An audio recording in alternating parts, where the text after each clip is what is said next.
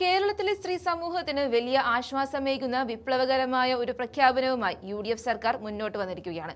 കേരളത്തിലെ സ്ത്രീ സമൂഹത്തിന് വലിയ ആശ്വാസമേകുന്ന രീതിയിൽ സംസ്ഥാനത്തെ KSRTC ബസ്സുകളിൽ സ്ത്രീകൾക്ക് സൗജന്യ യാത്ര അനുവദിക്കാനുള്ള നിർണായക നീക്കങ്ങൾക്കാണ് ഇപ്പോൾ ഔദ്യോഗികമായി തുടക്കമായിരിക്കുന്നത്. UDF മുന്നണിയുടെ തെരഞ്ഞെടുപ്പ് പ്രകടന പത്രികയിലെ ഏറ്റവും പ്രധാനപ്പെട്ട വാഗ്ദാനങ്ങളിലൊന്നായ ഇന്ദിരാ ഗ്യാരണ്ടി പദ്ധതിയുടെ ഭാഗമായാണ് ഈ വൻ പ്രഖ്യാപനം വന്നിരിക്കുന്നത്. പുതിയ മുഖ്യമന്ത്രിയായി സത്യപ്രതിജ്ഞ ചെയ്ത് അധികാരമേറ്റ VD സതീശൻ തന്റെ ആദ്യ മന്ത്രിസഭാ യോഗത്തിന് പിന്നാലെയാണ് ഈ ചരിത്രപരമായ തീരുമാനം ഔദ്യോഗികമായി പ്രഖ്യാപിച്ചത്.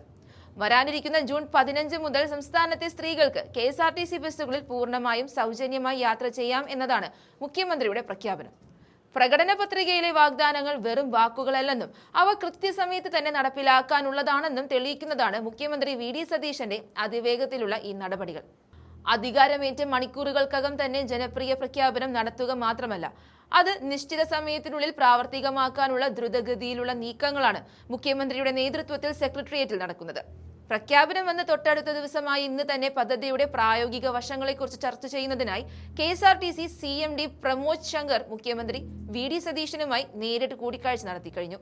തിരുവനന്തപുരത്ത് മുഖ്യമന്ത്രിയുടെ ഓഫീസിൽ വെച്ച് നടന്ന ഈ നിർണായക യോഗത്തിൽ പദ്ധതി എങ്ങനെ സുഗമമായി നടപ്പിലാക്കാം എന്നതിനെക്കുറിച്ചുള്ള പ്രാഥമിക ചർച്ചകൾ പൂർത്തിയായി. സാധാരണക്കാരായ ജനങ്ങൾക്ക് ഉപകാരപ്പെടുന്ന ഈ പദ്ധതിയുടെ നടത്തിപ്പിനായി സർക്കാർ തലത്തിൽ ഉടൻ തന്നെ ഒരു വിശദമായ പദ്ധതി രേഖ തയ്യാറാക്കാൻ മുഖ്യമന്ത്രി നിർദ്ദേശം നൽകിയിട്ടുണ്ട്.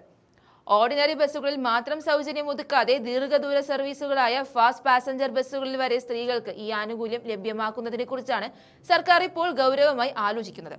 സാധാരണയായി സർക്കാർ പ്രഖ്യാപനങ്ങളും വാഗ്ദാനങ്ങളും ഫയലുകളിൽ കുരുങ്ങി മാസങ്ങളോളം നീണ്ടുപോകാറുള്ള പതിവ് ശൈലിക്ക് വിപരീതമായാണ് ഇവിടെ കാര്യങ്ങൾ നീങ്ങുന്നത്.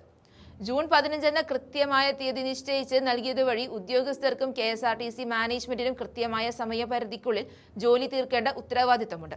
KSRTC CMDയുമായി മുഖ്യമന്ത്രി നടത്തിയ കൂടിക്കാഴ്ചയിൽ ഈ പദ്ധതി നടപ്പിലാക്കുമ്പോൾ ഉണ്ടാകാനിടയുള്ള സാമ്പത്തികവും സാങ്കേതികവുമായ വശങ്ങൾ വിശദമായി വിലയിരുത്തപ്പെട്ടു. കൂടാതെ തിരുവനന്തപുരം ഒഴിച്ചുള്ള ജില്ലകളിലും മലബാർ മേഖലകളിലും സ്വകാര്യ ബസ്സുകളാണ് കൂടുതലും സർവീസ് നടത്തുന്നത്. KSRTC ബസ്സുകളിൽ സൗജന്യ യാത്ര നൽകുമ്പോൾ അത് സ്വകാര്യ ബസ്സുകളെ കൂടി ബാധിക്കുമെന്ന ആശങ്കയുമുണ്ട്. ഇത്തരം പ്രതിസന്ധികൾ കൂടി കണക്കിലെടുത്ത് വിശദമായ പദ്ധതിക്കാണ് സർക്കാർ ഒരുങ്ങുന്നത്.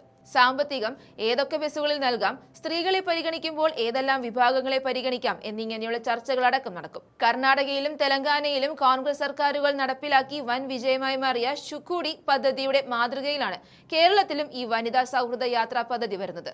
അതേസമയം സാമ്പത്തിക പ്രതിസന്ധികളും സ്വകാര്യ ബസ് ഉടമകളുടെ ആശങ്കകളും പരിഹരിച്ചുകൊണ്ട് ജൂൺ 15 തന്നെ VD സർക്കാർ കേരളത്തിലെ വനിതകൾക്ക് സൗജന്യ യാത്ര യാഥാർത്ഥ്യമാക്കുമെന്ന് തന്നെയാണ് പ്രതീക്ഷിക്കുന്നത്.